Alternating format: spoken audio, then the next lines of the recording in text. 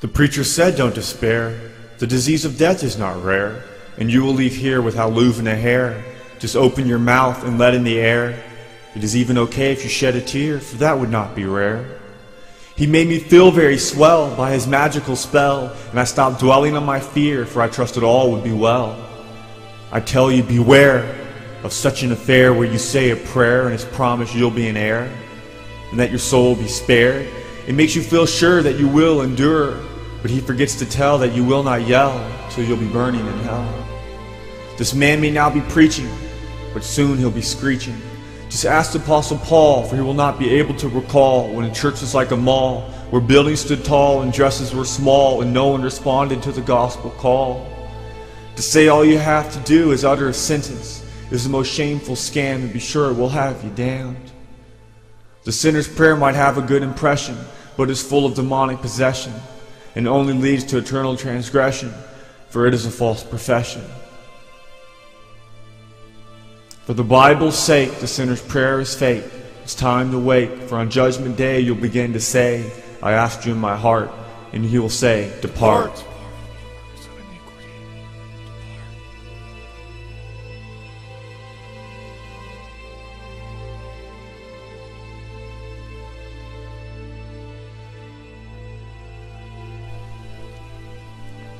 Every Sunday morning, I would wake up and go to church and participate in the greatest idolatry you could ever imagine.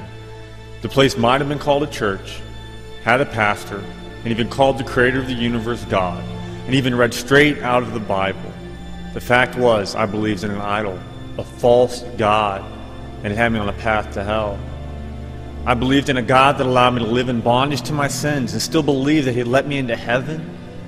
I believed in a God that would allow me to backslide and have my faith be shipwrecked, yet still believe I'd ever been saved to begin with.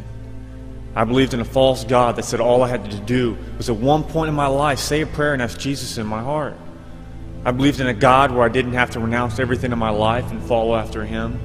I believed in a God that said my emotional feelings were more important than what Scripture says.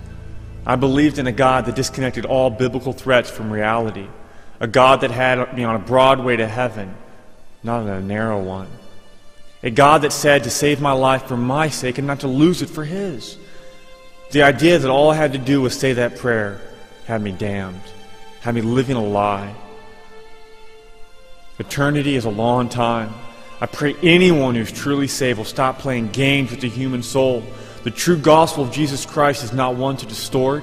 It's a gospel that will clear out the pews from the churches. For people love their sin and don't want to give it up. But if they do not, they will see nothing but hell. For that is why we must tell. Do not play games with salvation. The fact that hell exists and people have an eternal torment there will motivate anyone who's truly born again and regenerate to not pervert the gospel. The gospel is the power of God unto salvation. Salvation is to be saved from what you were, a self-reliant sinner who had multiple pursuits in life. If you're living in the darkness and rely on a prayer you said years ago to save you, then mark it in the book. You're damned. The evidence that you are saved is that you no longer rely on yourself. You no longer live in bondage to sin. That you will seek God to be glorified in your life. You will love Christ more than anything, because He replaced that heart of stone and He gave you that heart of flesh, and He caused you to walk and obey His statutes. When you seek for God to be glorified, there will be a full-fledged war against all sin that is in your life, for nothing else will matter but Christ. Nothing. Biblical salvation is simple. God saves you, and He becomes your very life. Millions are on the way to hell, yet believe they are not because the sinner's prayer. And that's what it is. The prayer a sinner says to deceive himself into believing he is truly regenerate and born again by the supernatural power of God. It is by false power of a preacher who learned his doctrine from a verse taken out of context. Don't be deceived. Examine your lives and test yourselves.